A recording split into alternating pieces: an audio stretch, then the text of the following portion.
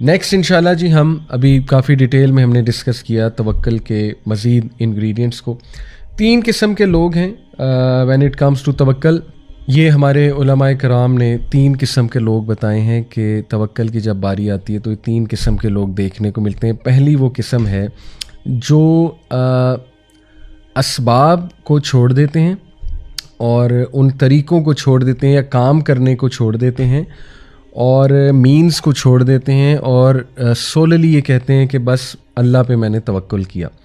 تو یہ جو ٹائپ ہے آئی تھنک کہ یہ مناسب نہیں ہے اور یہ سنت کے خلاف ہے اکارڈنگ ٹو علماء, کیونکہ نبی صلی اللہ علیہ وسلم کی جو سنت ہے وہ یہ ہے کہ اللہ کے نبی صلی اللہ علیہ وسلم نے تمام طریقے بھی اختیار کیے. ہجرت دیکھ لیں, ہجرت کرتے ہوئے مدینہ میں ایک گائیڈ ہائر کیا, ایک شخص کی ایک جو ہے فیملی کی ذمہ داری لگائی کہ کھانا پہنچانا ہے ہمیں, ایک لڑکے کو ہائر کیا کہ تم نے ہمارے فٹ سٹیپس مٹانے ہیں تاکہ قریش والوں کو پتہ نہ لگے ہم کہاں گئے ہیں.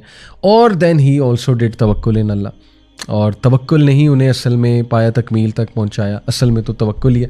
لیکن اس کا مطلب نہیں کہ ہم ویز کو ابینڈن کر دیں یا پڑھیں ہی نہ. ایک اسٹوڈنٹ کہے کہ میں نے پڑھنا ہی نہیں اور ایگزام دینے چلا جائے اللہ سنبھال لے گا, تو آبویس سی بات ہے, بڑا مشکل ہے, ہو ہی نہیں سکتا ایسے. تو یہ سنت کے بھی خلاف ہے. سیکنڈ کائنڈ وہ ہے جو کہ صرف اور صرف مینس پہ ایکٹ کرتے ہیں اور ٹوٹلی اللہ کو ایکویشن سے اللہ معاف کرے نکال دیتے ہیں, یا کوئی استخارہ نہیں, کوئی اللہ سے مدد نہیں مانگی, اور پیور جو ہے نا وہ بلیف مٹیریلسٹک چیزوں پہ ہے.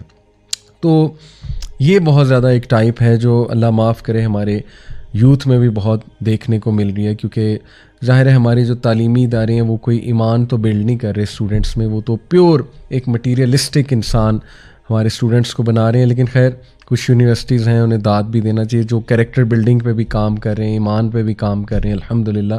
بٹ یہ جو ہے وہ بہت ہی ڈینجرس ایک کیٹیگری ہے کہ اللہ پہ بالکل توکل نہ کرنا اور اپنے آپ کو ہی سب کچھ سمجھنا, یا صرف مٹیریلسٹک چیزوں پہ بلیف رکھنا.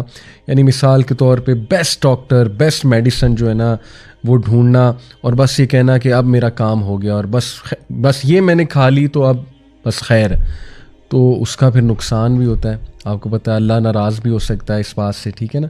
تو یہ بلکہ ان ایکسٹریم کیسز بندے کو شرک کی طرف بھی لے جاتی ہے یہ چیز, کہ ایک انسان پہ اتنا توکل ہو جائے کہ یہی مینز ہے, بس اس کو مسئلہ بتاؤں گا تو مسئلہ حل ہو جائے گا. یہ بھی توکل کے منافی ہے, رائٹ, کہ اللہ کہاں ہے بیچ میں.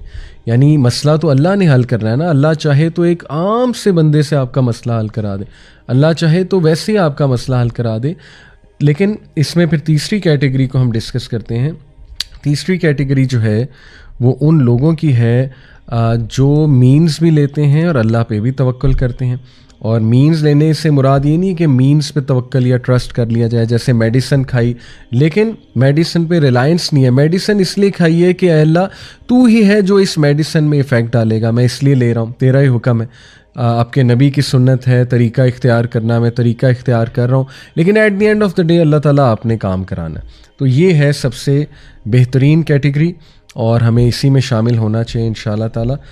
تو جو ہے یہ اس کے اوپر جب بائی دا وے میں آپ کو کچھ انشاءاللہ اسلاف کے بھی جو ہے نا وہ اقوال آپ کے سامنے رکھتا ہوں کہ انہوں نے توکل کے بارے میں کیا کہا ہے. امام احمد رحمہ اللہ کہتے ہیں توکل is an action of the heart, that is it can neither be obtained by the utterance of the tongue nor by the lungs.